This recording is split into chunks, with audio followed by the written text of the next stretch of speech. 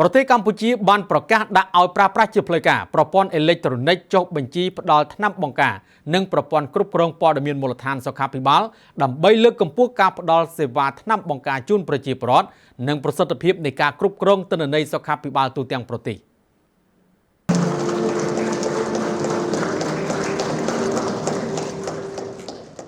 ឯកឧត្តមជាវណ្ណដេតរដ្ឋមន្ត្រីក្រសួងប្រៃសណីនិងទូរគមនាគមន៍និងឯកឧត្តមសាស្ត្រាចារ្យឈៀងរ៉ារដ្ឋមន្ត្រីក្រសួងសុខាភិបាលបានអញ្ជើញជាគណៈអធិបតីក្នុងពិធីប្រកាសដាក់ឲ្យប្រើប្រាស់ជាផ្លូវការប្រព័ន្ធអេឡិចត្រូនិកចុះបញ្ជីផ្ដល់ថ្នាំបង្ការដែលហៅកាត់ថា EIR និងប្រព័ន្ធគ្រប់គ្រងព័ត៌មានមូលដ្ឋានសុខាភិបាលដែលហៅកាត់ថា HFMIS ពិធីនេះត្រូវបានរៀបចំឡើងកាលពីរសៀលថ្ងៃទី12ខែមីនាឆ្នាំ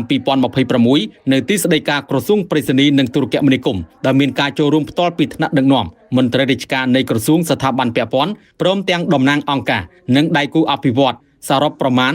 360នាក់និងតាមប្រព័ន្ធវីដេអូ Conference ជាង3000នាក់ទៀតប្រព័ន្ធអេឡិចត្រូនិកចុះបញ្ជីផ្ដល់ថ្នាំបង្ការ EIR ត្រូវបានអភិវឌ្ឍបន្ថែមពីប្រព័ន្ធគ្រប់គ្រងការចាក់វ៉ាក់សាំងដែលធ្លាប់ប្រើប្រាស់ក្នុងអំឡុងពេលជំងឺ Covid-19 ដោយសារតម្រូវការគ្រប់គ្រងប្រវត្តិការចាក់ថ្នាំបង្ការផ្សេងៗក្រសួងប្រៃសណីនិងក្រសួងសុខាភិបាលបានពង្រីកមុខងារនៃប្រព័ន្ធគ្រប់គ្រងការចាក់វ៉ាក់សាំង Covid ឲ្យคล้ายទៅជាប្រព័ន្ធថ្មីមួយដែលមានសុវត្ថិភាពនិងសមត្ថភាពអន្តរប្រតិបត្តិការខ្ពស់ជាងមុនប្រព័ន្ធ EIR នេះត្រូវបានដាក់ឲ្យដំណើរការសាក់លបងចាប់ពីខែតុលាឆ្នាំ2024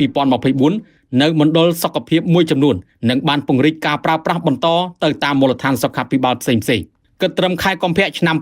2026ប្រព័ន្ធអេឡិចត្រូនិកចុះបញ្ជីផ្ដល់ថ្នាំបង្ការត្រូវបានប្រើប្រាស់នៅមូលដ្ឋានសុខាភិបាលចំនួន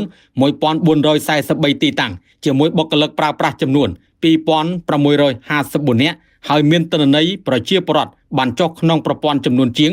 170,000នាក់និងកំណត់ត្រាវ៉ាក់សាំងចំនួនជាង1លាន1សែនតាមរយៈប្រព័ន្ធ EIR ការកត់ត្រាប្រវត្តិនៃការចាក់ថ្នាំបង្ការដោយដៃនិងប្រើក្រដាសត្រូវបានផ្លាស់ប្ដូរទៅជាការកត់ត្រាតាមប្រព័ន្ធ Digital ដោយស្វ័យប្រវត្តិក្នុងនោះមានការវិភាគផ្ដល់ថ្នាំបង្ការសម្រាប់ទារកអាយុក្រោម2ឆ្នាំការផ្ដល់ថ្នាំបង្ការជំងឺមហារីកមាត់ស្បូនសម្រាប់កុមារីអាយុ9ឆ្នាំការផ្ដល់វ៉ាក់សាំងតេតាណូសនិងខាន់ស្លាក់សម្រាប់ស្ត្រីក្នុងវ័យបន្តពូជអាយុចាប់ពី15ឆ្នាំដល់44ឆ្នាំនិងវ៉ាក់សាំងសម្រាប់ប្រជាពលរដ្ឋទូទៅរួមទាំងវ៉ាក់សាំង COVID-19 ផងដែរប្រជាពលរដ្ឋក៏អាចពិនិត្យមើលប្រវត្តិការចាក់ថ្នាំបង្ការរបស់ខ្លួនតាមរយៈកម្មវិធី My Health ដែលជាកូនកម្មវិធីនៅក្នុងកម្មវិធី DG Super App ផងដែរដោយឡែកប្រព័ន្ធគ្រប់គ្រងព័ត៌មានមូលដ្ឋានសុខាភិបាល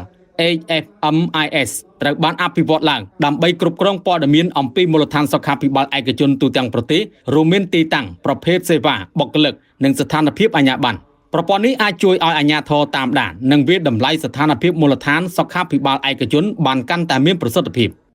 ការដាក់ឲ្យដំណើរការប្រព័ន្ធ Digital ទាំងពីរនេះគឺជាជំហានសំខាន់មួយក្នុងការជំរុញបរិវត្តកម្ម Digital ក្នុងវិស័យសុខាភិបាលស្របតាមគោលនយោបាយរដ្ឋាភិបាល Digital កម្ពុជាឆ្នាំ2022-2035និងយុទ្ធសាស្ត្របញ្ចុកោណរបស់រាជរដ្ឋាភិបាលក្នុងគោលបំណងធ្វើឲ្យការផ្តល់សេវាសុខាភិបាលកាន់តែមានប្រសិទ្ធភាពនិងងាយស្រួលសម្រាប់ប្រជាពលរដ្ឋ